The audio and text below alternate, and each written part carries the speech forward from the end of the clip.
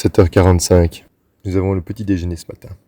Virginie a entendu le mot jus d'orange, elle a dit je veux un jus d'orange au matin. Nous avons pris le petit déjeuner au camping. Et mademoiselle, qui a pris sa douche. Elle était chaude la douche, Jill Sue? Elle était froide. Une douche de camping c'est toujours froid, Sue. Si c'était chaud, ça se saurait. Elle était froide. Et ça c'est bon? Oui. Baguette d'il y a 2 jours, retrouvée dans mon sac à dos. T'es contente ma belle? Oui. On va aller voir les marmottes aujourd'hui. Oui. Tu sens bon le savon? Maman,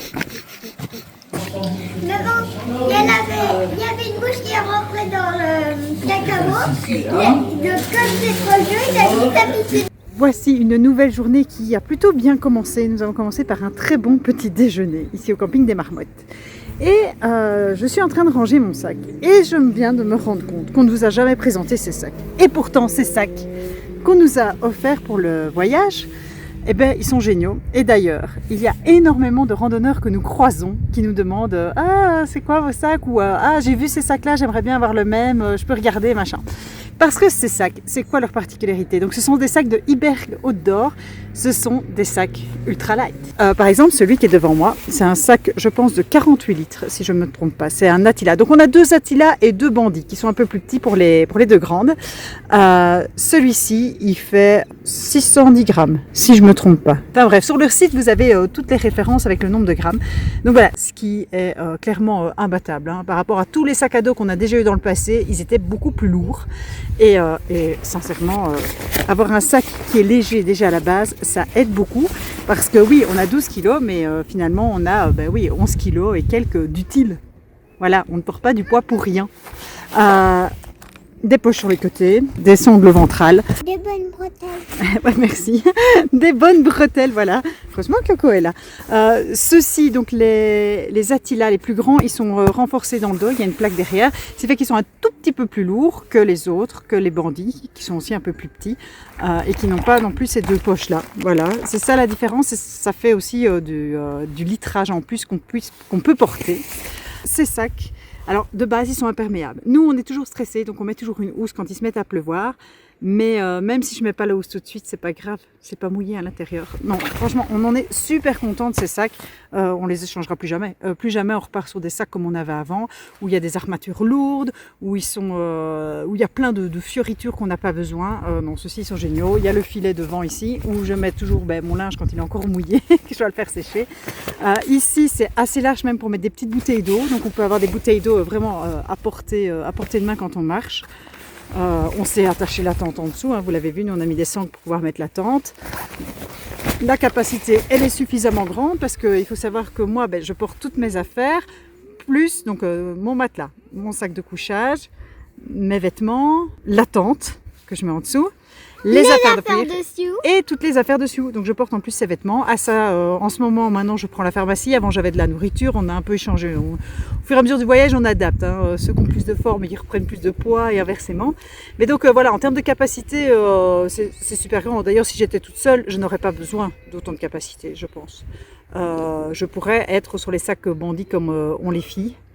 Et pas sur le sac Attila. Maintenant, moi, j'en suis très contente de mon Attila et je vais le garder toujours. Je vais tout le temps me balader avec. Non, franchement, il est vraiment très très bien.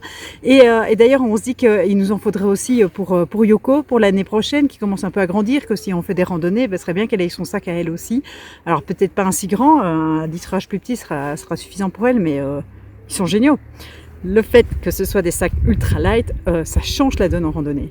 Sincèrement, on a croisé des gens sur le GR qui avaient des 20 kilos sur eux. Mais en fait, leur sac fait déjà quasi 2 kilos à lui tout seul.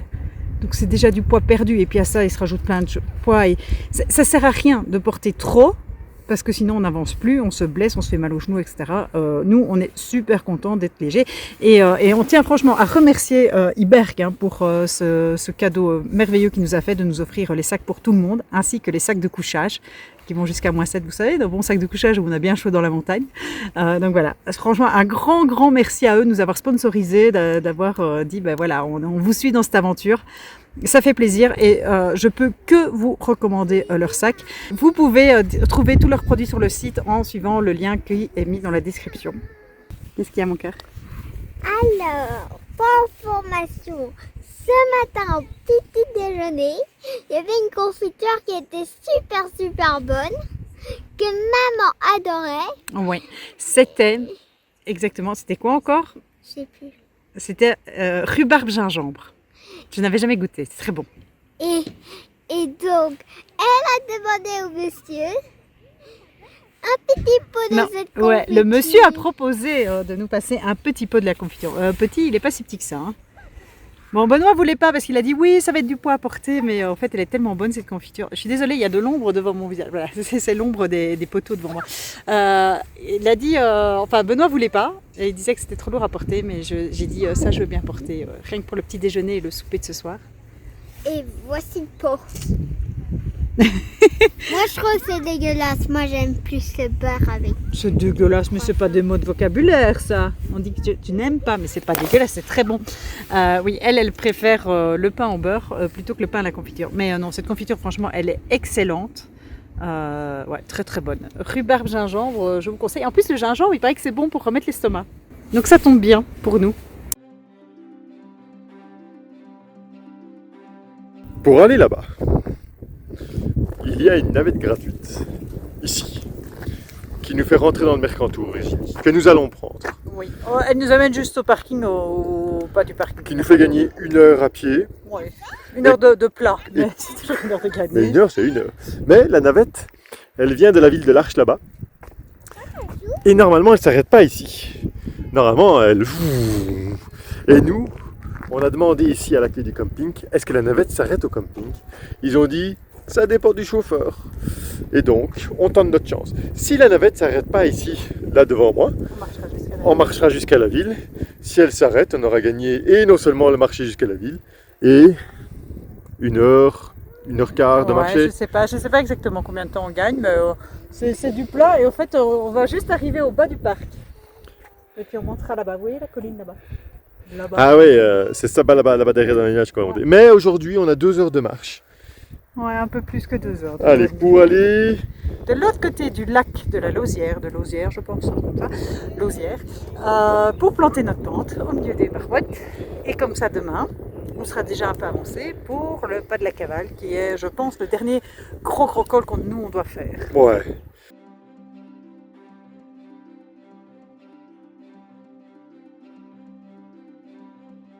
Aujourd'hui, nous avons fait preuve de sacrifice. Il n'y avait plus qu'une place dans la navette. Mais on a quand même chargé Virginie les 2 petites. Je sais pas comment elles vont faire, c'est leur problème.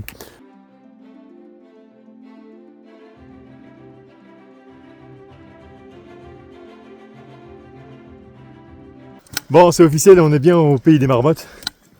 Il y a des marmottes partout. Voilà, donc si vous voulez venir admirer les marmottes, prenez... on a aussi pris la petite navette. Et le lac du Lausannier, il est où? Il est là-bas, à 2 heures.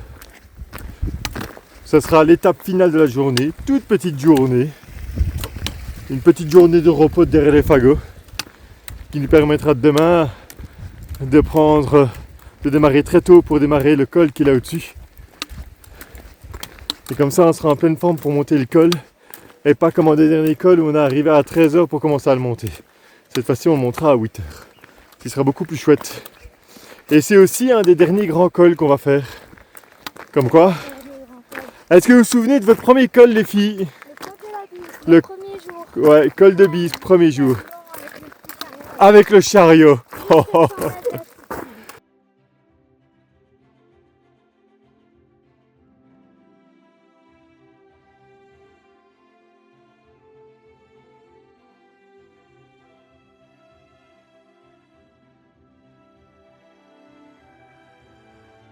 Au menu du jour, quelque chose de très gourmand de goûtu que j'avais une fois découvert grâce à André sur le Saint-Jacques-de-Compostelle. Des sardines à l'huile d'olive. Virginie, elle, c'est une petite salade niçoise. Les saladières, pasta, thon, pâte, tomate cerise, maïs. Portée jusqu'ici par Jill. Là-bas, les sardines aussi, et un morceau de pain, et une salade pour Olivia aussi. Et j'ai ces mademoiselles là, elle aime bien quoi? Elle aime bien les... Sardines. Ouais. Il est où le haut de la montagne où on monte aujourd'hui? C'est où? Non, un petit peu plus haut que là. Voilà, c'est juste là. On va manger les sardines, toi et moi, avec un morceau de pain. Oui. C'est bon, hein, les Non. sardines. Quoi? mettre un morceau pas. Non, non, non, non, non, non, non. Oui. Attends, je suis en train de faire une marche arrière. Ah ouais. Ah, dis, c'est géant, ça va faire quoi comme papillon? Ah, ça c'est de la chenille. Oh mon dieu. Elle a un peu des cornes. Elle fait la taille de mon doigt. J'ai dit aux filles, quand vous serez là en haut, vous aurez droit à un quart d'heure de dessin animé. Yoko et Sue, elles ont foncé. C'est pas mal d'où on vient.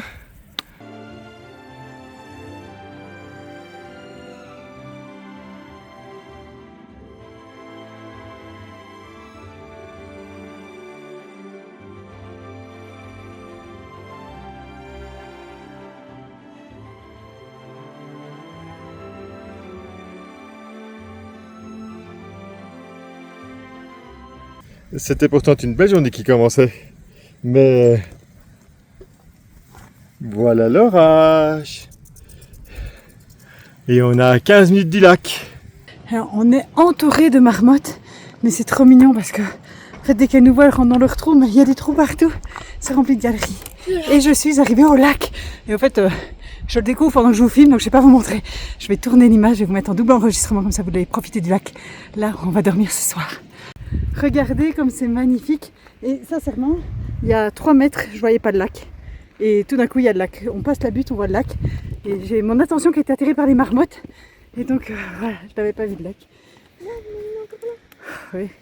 Regardez, il y a des marmottes partout. Elle est où là? Elle est juste là derrière. Mais le problème, c'est que si je me rapproche, je vais lui faire peur à la pauvre marmotte. Regardez. Vous la voyez là au milieu de l'écran? Elle est juste là. Ah, et sa copine qui est à côté. Oh là là, c'est trop mignon. Regardez comme elle est belle. Ça, c'est des belles marmottes. Et ben, ça va être nos voisines ce soir. Alors, il y a un peu de monde. Hein. Ici, c'est quand même un lieu très touristique. Il y a du monde en journée, mais je pense que ce soir, on sera seul.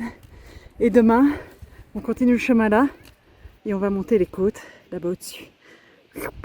Jusqu'au pas de la cavale. Il y a un dernier gros col à faire. On va être bien cette nuit. Ah, je vois maman, elle a mis la tente là-bas. Regarde là-bas le long de l'eau. Vous savez pourquoi je connais mon épouse par cœur? Elle a mis la tente à 10 mètres du tracé pour continuer la montée. Pour être sûr, demain, de ne pas devoir retraverser encore le lac et devoir faire 15 mètres en plus. Sur le tracé. C'est pas beau ça? Par contre, ça va être bien ici. Hein. Ce que vous voyez ici, c'est une tente montée, je vous l'accorde.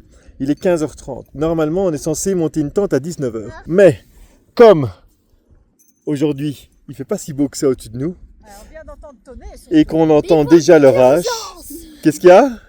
C'est un bivouac d'urgence à 15h30. Ouais, parce qu'il y a un orage au-dessus de nous. Et donc, nous sommes prêts à monter dans notre tente. Dans le pire des cas, j'ai déjà observé qu'il y avait là-bas, non pas Jill, là-bas, une petite bergerie. Et là-bas au-dessus, il y a une petite église avec une croix métallique. Une chapelle au-dessus de nous. Regardez-les, ils sont en attente. Ils sont en attente de quoi? De savoir ce que j'ai dans mon sac magique. Ils s'en doutent. Non, non, c'est pas un anniversaire maintenant. C'est l'heure de... All mine. Sautez-les dessus, sautez-les dessus.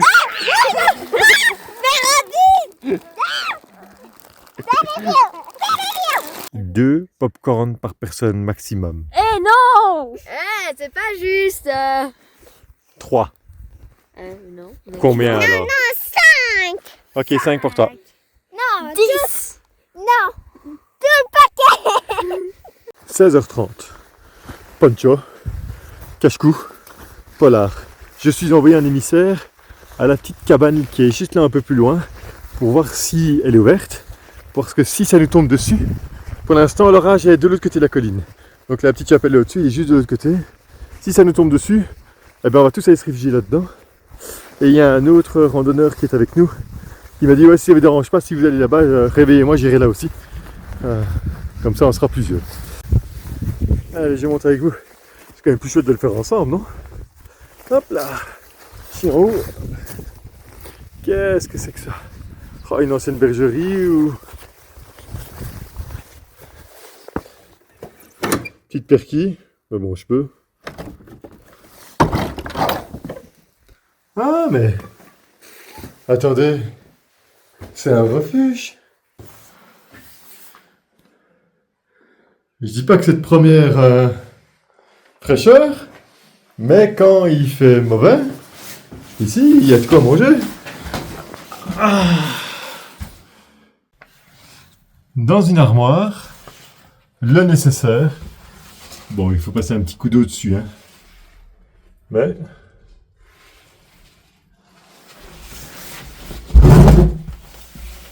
Qu'est-ce qu'il y a là-dedans, tiens. Ah, une batterie.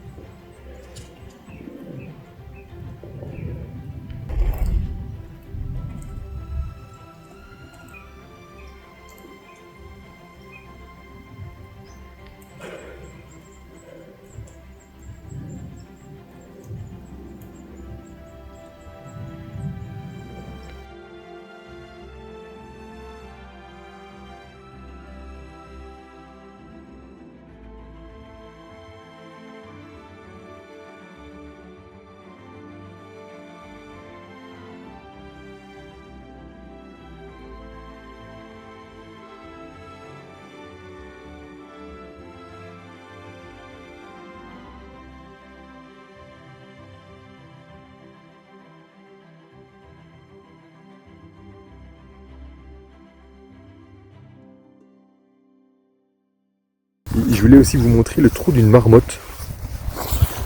Voilà, elles sont là les cocottes. Salut les copines. Ouais, je vais pas les ennuyer, mais elles sont juste là en dessous. C'est vraiment des galeries, c'est hallucinant. Ouais, il y a des milliards de galeries ici en dessous du sol. On est venu voir l'orage, mais l'orage il est déjà parti, Virginie. Ouais. Par contre, il y a des éjections d'animaux. À mon avis, il y a des renards. Des renards ici? En tout cas, c'est pas un chien, c'est pas une marmotte. Un humain.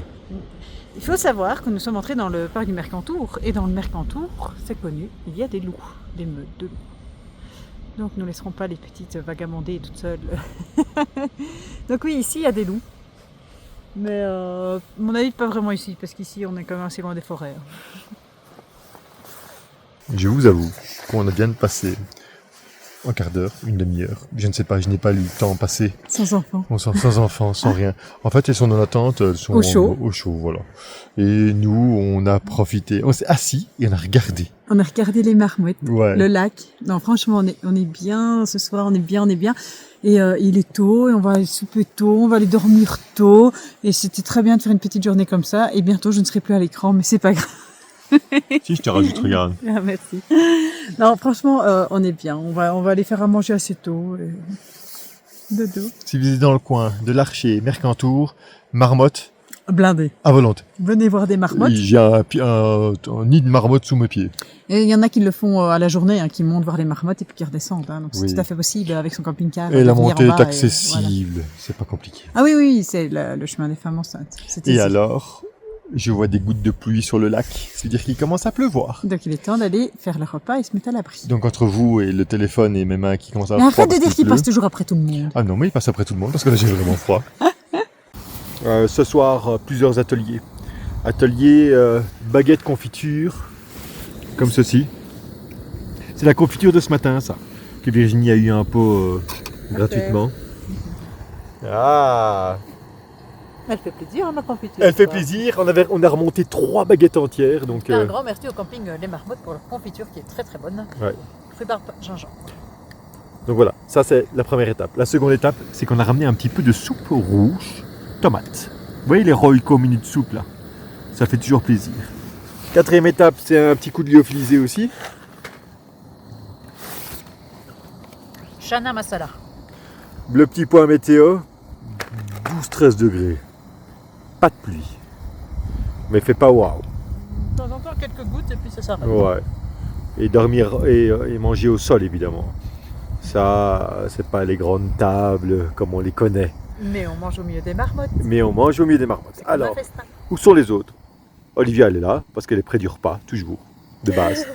Jill a pris ses trucs à emporter, elle est derrière moi dans la montagne, là-bas, en train d'aller voir où sont les marmottes.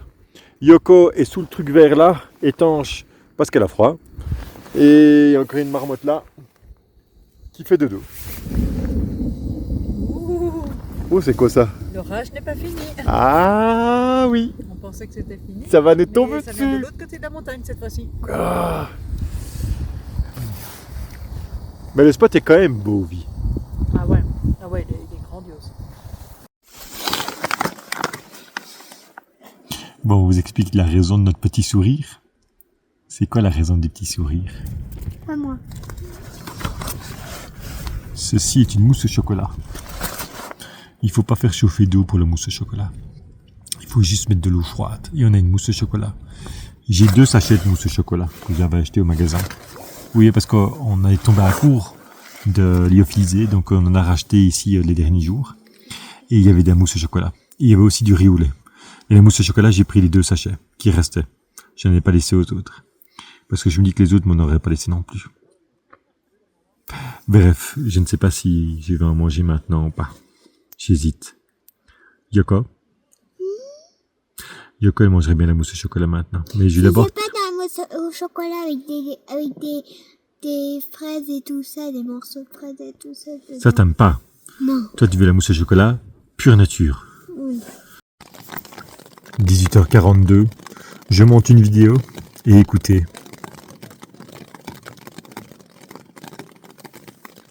C'est parti pour la pluie.